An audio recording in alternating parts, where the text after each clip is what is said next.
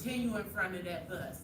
Because at that point, you still have like 12 more exhibits to complete if you use those restrooms. That's just a halfway restroom break, okay? So I'm gonna go ahead and start the film. It's called Created Equal.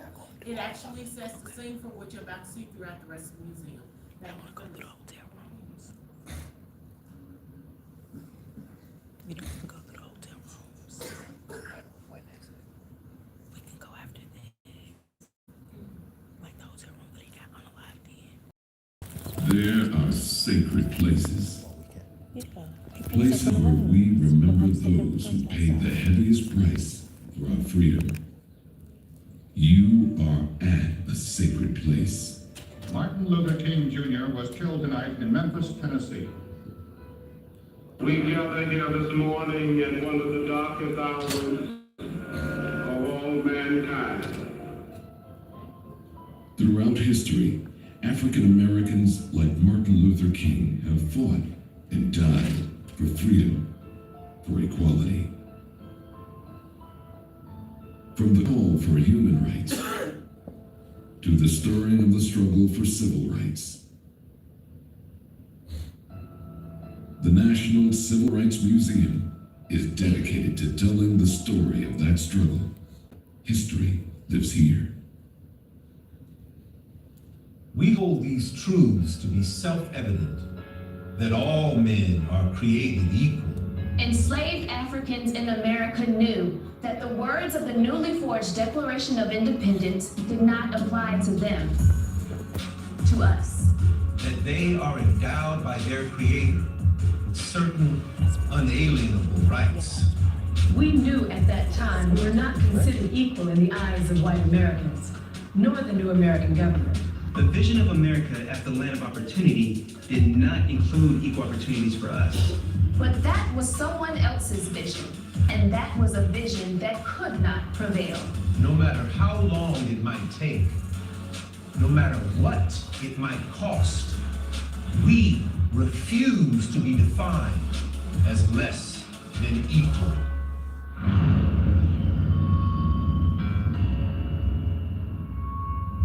Since the dawn of America, immigrants flocked to our shores, seeking freedom and opportunity. We arrived against our will, bought and sold as chattel, our families torn apart. We were denied the most basic human rights and dignities as our labor became the bedrock of the American economy.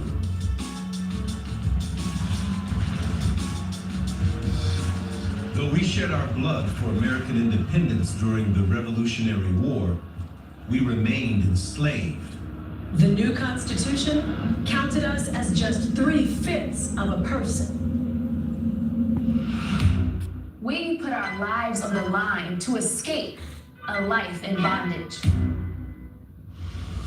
We cry out to you for liberty. Our masters have no more right to make us serve them than we have to make our masters serve us. Gentlemen, is this to be right and just? Is this a free country? Some of us organized our efforts, and the national anti-slavery movement began to gain traction. Our call for freedom rippled across America like a rock tossed into a stagnant pond, and the white Southerner was afraid. And many in the North tried to silence our message because they too had an economic stake in the survival of slavery. One of us, a daring slave named Dred Scott, sued for his freedom. He based his case on the fact that he and his master had lived in free areas where slavery was illegal. The case sparked a debate on black citizenship that reached our nation's highest court. In a crushing blow to our cause, the court ruled that we were not truly Americans and had no right to sue. But we had forced the public to hear our cries for freedom. We could no longer be ignored.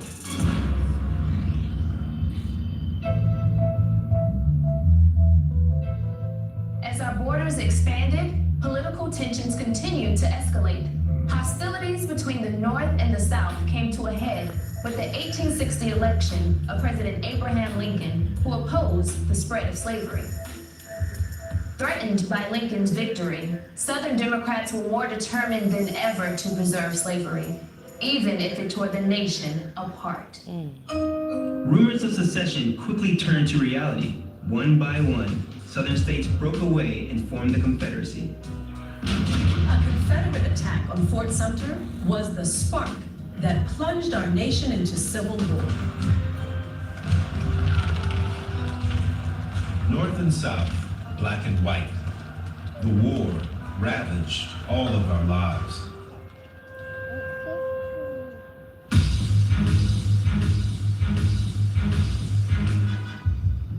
In an effort to cripple the Confederacy, Congress passed legislation allowing Union troops to confiscate Confederate property, including slaves.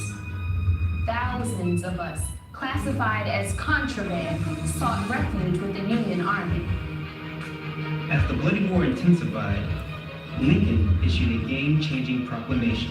Calling for something most white Americans never imagined, our emancipation. The Emancipation Proclamation wasn't a moral defense of our rights. It was a strategic military decision to deprive the South of its most critical resource, slave labor. 500,000 of us seized the chance for freedom and fled to Union lines.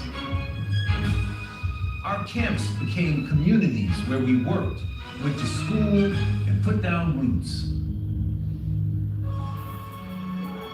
We answered the call of a key provision of the Emancipation Proclamation and took up arms by the tens of thousands. While we had much to celebrate, it wasn't easy. We left loved ones behind and faced violent retaliation. It wasn't until the 13th Amendment was signed that slavery was abolished in all states. It was a seismic change to our legal status. But the battle to gain full equality would go on.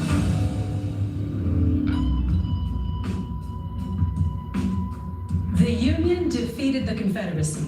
The 13th Amendment abolished slavery, and the government set out to reunite and reconstruct our country. We took advantage of the newly established Freedmen's Bureau and began to rebuild our lives. The light has come. The rebels is put down and slavery is dead. God bless the Union forevermore. The federal government supported our efforts, deploying troops to protect us from those who wanted to hold us back.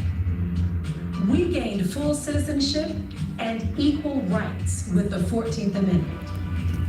And finally, the right to vote became ours with the passage of the 15th Amendment. Our time had come.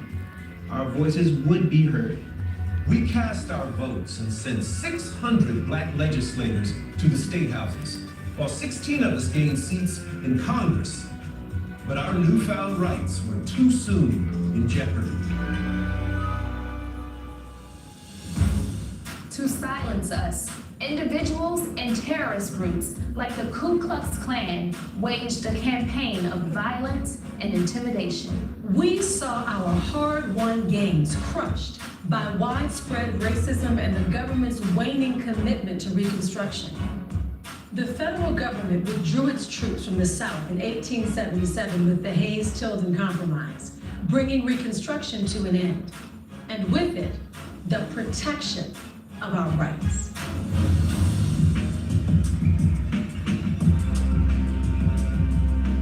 Nothing did more to curtail our rights than the laws that became known as Jim Crow. We endured the daily humiliation of state and local laws that targeted us in every aspect of our lives. Some of us took up the fight for integration in public transportation. When Homer Plessy refused to sit in a colored-only railroad car in Louisiana, he was arrested.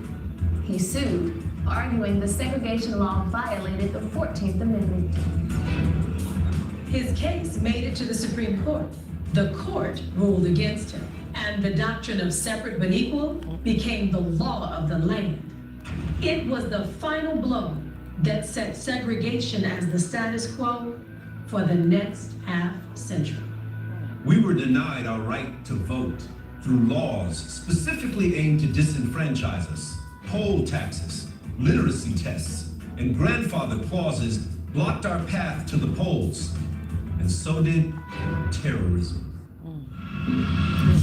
As we continue to battle Jim Crow laws, racial discrimination turned increasingly violent. Race riots erupted across the country as white mobs attacked us in cities from Atlanta to New York. Violence and murder stirred us to action. Let us agitate. Agitate until the protest shall wake the nation from its indifference. We must join the fray for our recognition or be stigmatized forever as a race of cowards. Let the cry for organization go forth until the country is girdled with organizations for colored men. Once again, we organized to fight for our civil rights and our lives. We sowed the seeds of a movement, one that would use strength in numbers to attain equality. We didn't know it then, but we would fight that battle for the next half century. Let us rise up with a greater readiness. Let us stand with a greater determination. Let us move on to make America what it ought to be.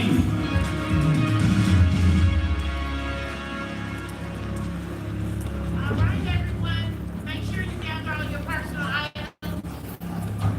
Come on. These doors turn left, you're on your way back. Have a great rest of the day. Thank you. Come on. Not bad. It did.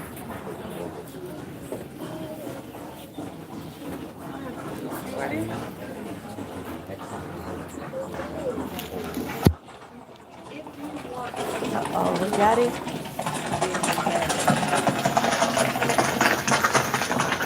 Uh-oh.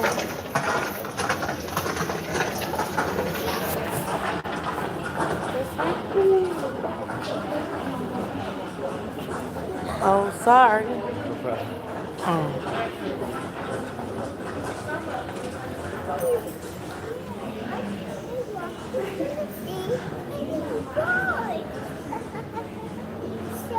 Good old Malcolm X, the Nation of Islam. Hey, Octavia, girl.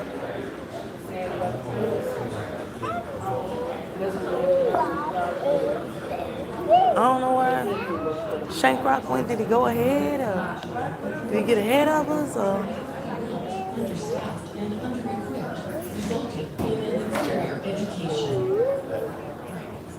What's going on? Hold on, y'all.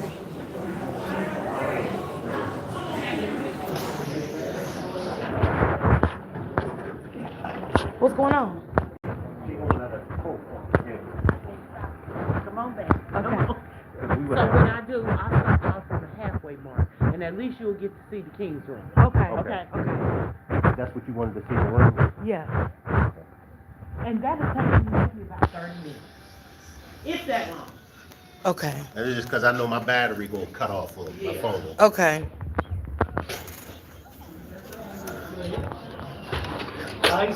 So just go back down that hallway, okay? Go down, tell you about. Okay. And you'll be in front of that bus and just keep it going. Okay. You're always waiting for that president. All right, attention, ladies and gentlemen. Now is the time to join me. Actually, this is the last. Excuse me. So where we going? Excuse me. Excuse us. Sorry. Where?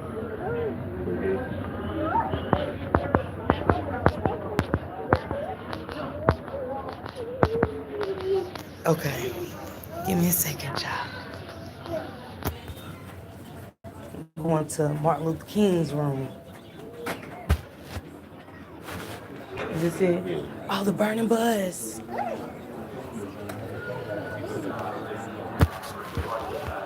Oh my goodness.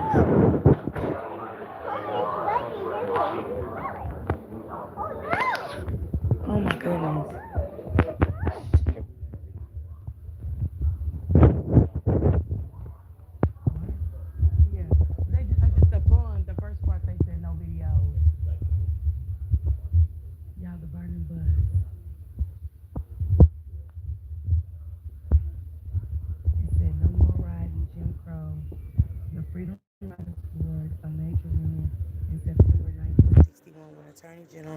Robert F. Kennedy ordered the Interstate Commerce Commission to issue new rules guaranteeing desegregated travel from state to state. The rules went into effect November 1st, 1961. The Freedom Rides made people hearing around the world more aware of segregation because of the riders. The federal government offers some protection to civil rights workers. Get it up. So yeah, this is the Burning Bush, y'all. Get it. Give it to me. Give it to me. Give it to me. Sorry. Sorry.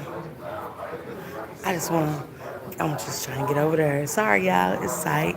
This is the Burning Bus Annie, y'all.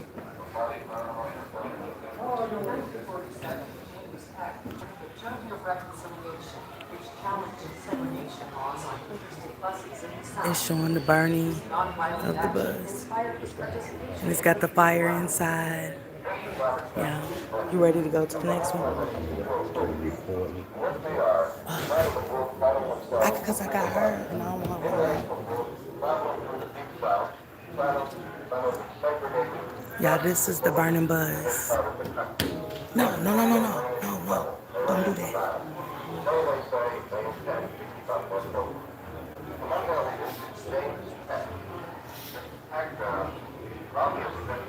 Y'all see the fire inside the bus.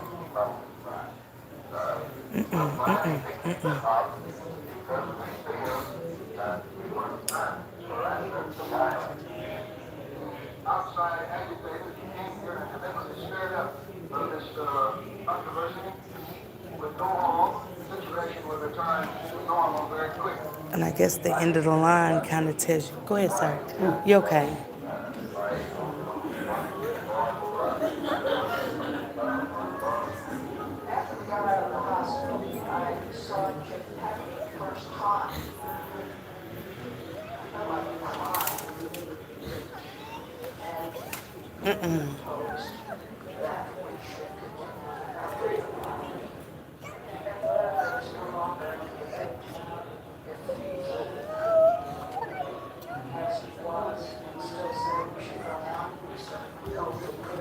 Hey Annie and Octavia, I hope y'all heard me.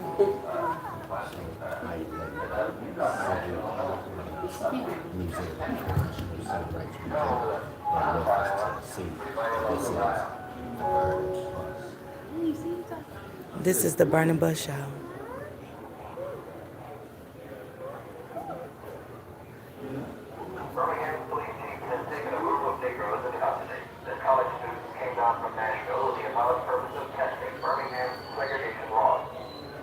And they got a video about it if you guys read about the Burning Bus.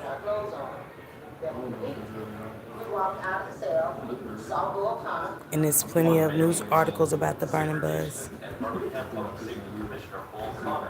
Got it? Did you get it?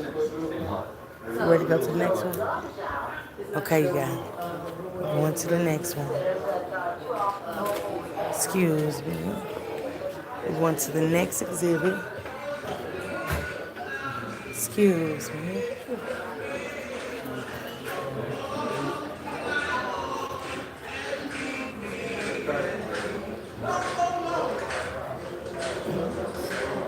I guess we go that way, right there.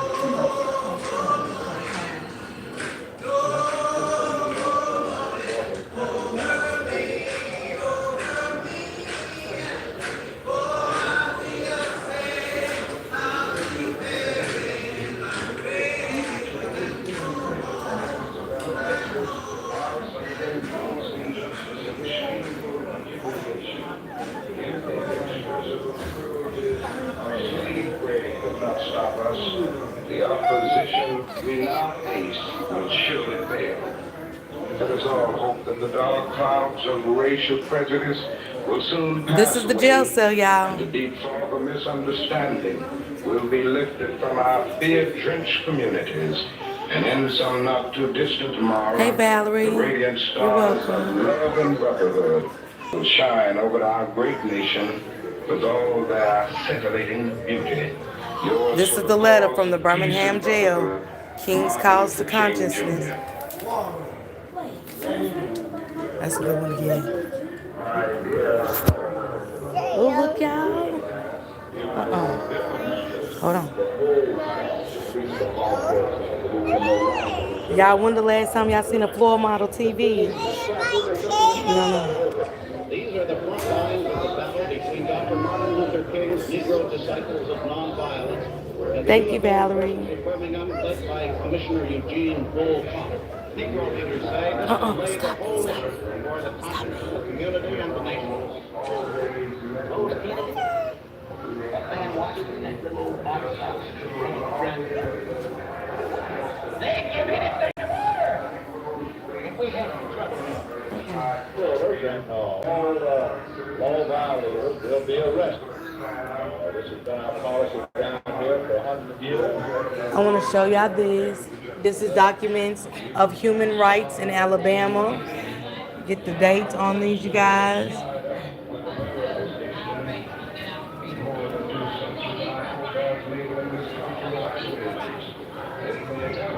Mommy, wait.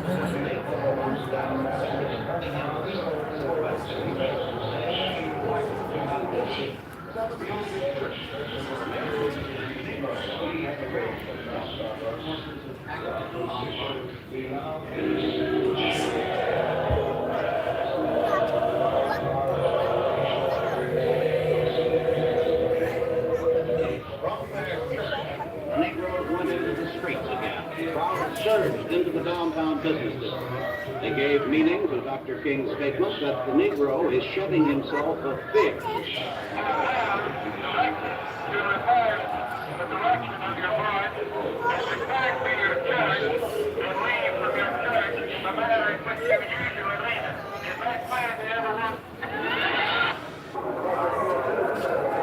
Sorry. Sharon's face. Yeah.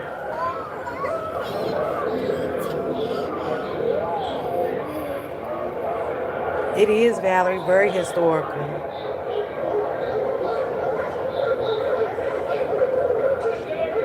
Shank in there shooting whole lives, y'all.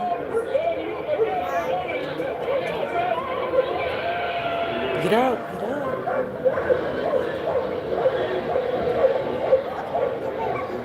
Are you in favor of the invitations on? Get that. You want to get the floor model right there? That's nice.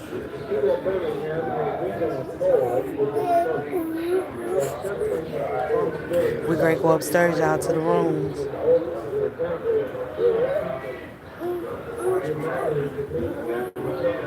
Y'all remember these? The little children. Remember this? Attention all museum guests. Attention all museum guests. The time is 4 p.m. and the National Civil Rights Museum and Museum Store will be officially closing in 1 hour. Again, the time is 4 p.m. and the National Civil Rights Museum and Museum Store will officially close in 1 hour. You will have until 5:15 to complete your museum experience. And thank you again for visiting I think that's good. the National Civil Rights Picture. Museum. We demand decent housing now.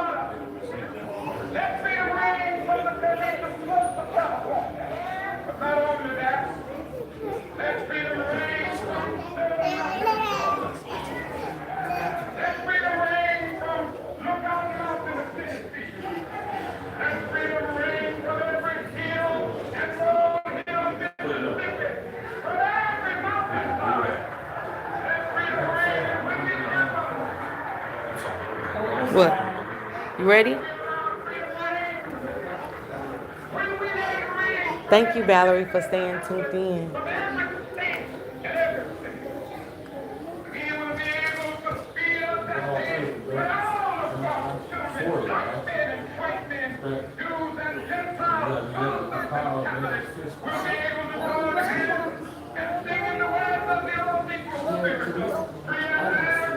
Free at last.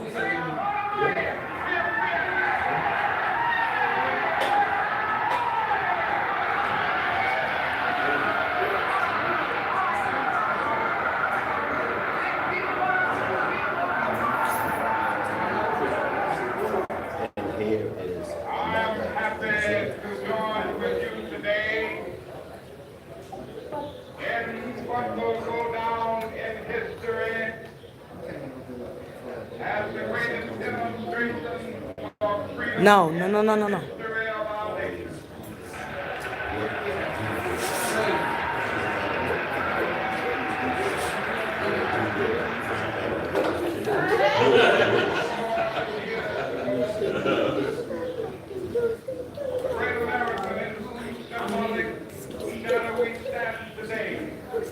Sorry. Come down. What's wrong? What's wrong? Your shoe? Let me see. Oh, she done came out of her shoe. Hold on, Sean. See if you fix it. Let Papa fix it.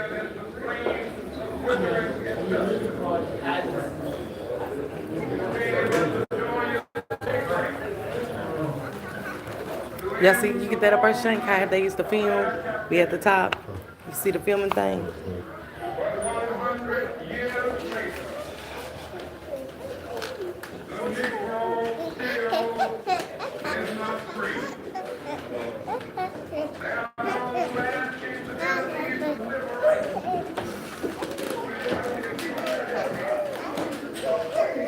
I know y'all remember these.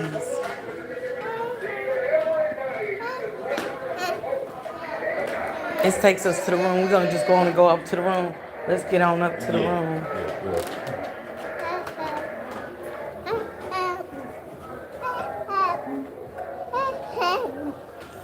Trying to show y'all as much as possible, y'all. Yeah, I know it's a lot of people in here and everybody's stopping and doing stuff, so it's kind of hard to kind of get through, okay? But I'm getting through.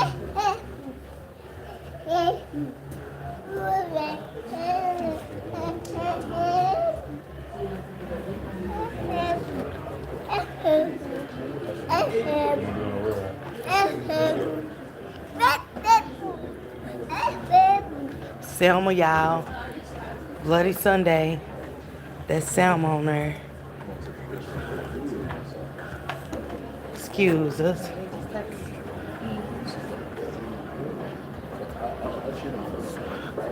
Trying to get to Martin Luther King's room, y'all.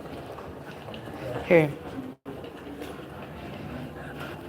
Yes, them phones, Valerie, yes. This is so historic in here. It's so much. Thank you. But you got to be patient coming in here, y'all, because it's so packed. And people are stopping to take pictures of everything.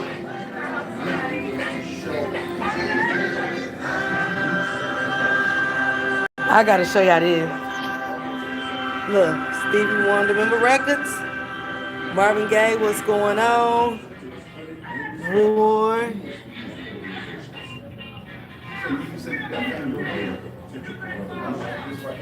Yes. Shank is taking pictures. Here, get this hand. Get this hand. Let me show y'all this, Valerie, too. The Black Art Movement.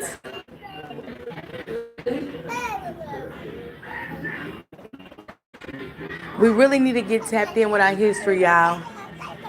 The 7 principles of... Wait, Monty. Calm down, okay? It's the 7 principles of Kwanzaa, guys. Education that teaches our true history. Right here, up front, baby. Look up. Education that teaches our true history. I want to show y'all this.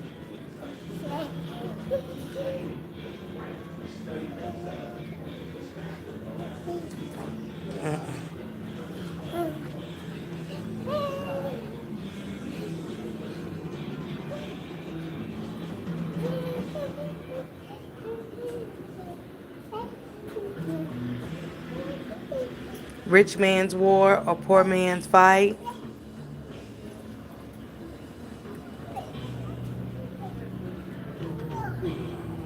Spying on the movement. We do need to know our history.